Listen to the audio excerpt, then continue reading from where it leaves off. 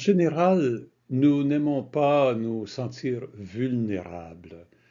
Nous avons peur un peu de notre vulnérabilité dans des situations inédites, des situations un peu périlleuses. On ne se sent pas en sécurité, on veut se protéger.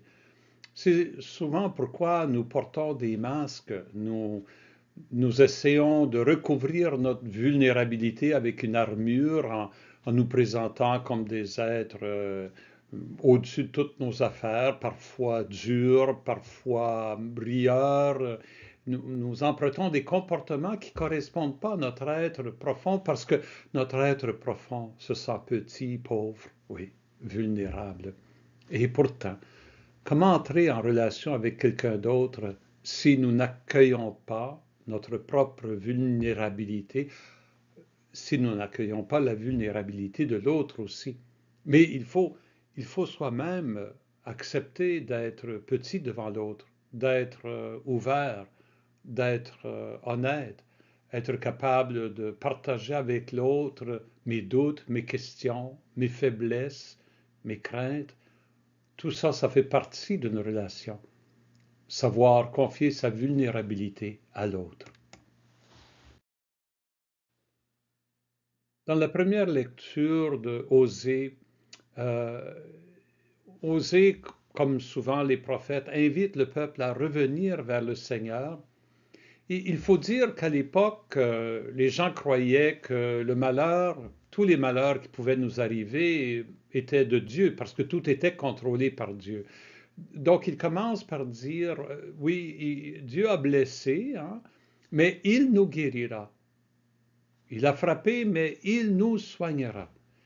C'est cette conviction, oui, que peut-être le malheur nous vient de Dieu, mais dans le fond, Dieu est bon et que ce que Dieu veut, c'est notre guérison. Il veut nous soigner, il veut prendre soin de nos blessures, de nos vulnérabilités. Et aussi ajoute cette phrase, après 2 jours, il nous rendra la vie, il nous relèvera le troisième jour. Après un temps d'épreuve, Dieu va nous relever. Évidemment, les premiers chrétiens, en relisant ce passage d'Osée, ont pensé à Jésus et à la Pâque. Le troisième jour, il est ressuscité des morts. C'est devenu une phrase clé pour les chrétiens. Mais pour Osée, il parlait surtout du fait que Dieu prend soin de nos vulnérabilités, que Dieu est de notre bord. Alors, nous vivrons devant sa face. Nous serons en relation avec lui. Jésus, dans l'évangile d'aujourd'hui, l'évangile de Luc, il nous présente une parabole. C'est une leçon qu'il veut donner à des pharisiens qui sont orgueilleux, qui sentent qu'ils maîtrisent la vie spirituelle.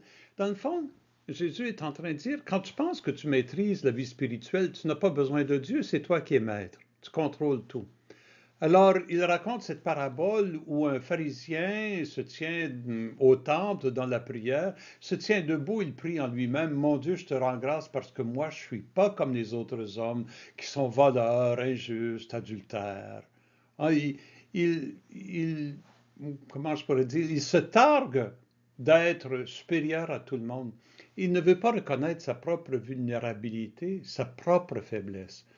Alors que en même temps, il y a un publicain. Le publicain s'était reconnu comme un pécheur public, se tient à distance, il n'osait pas lever les yeux vers le ciel, contrairement aux pharisiens qui étaient debout. Hein.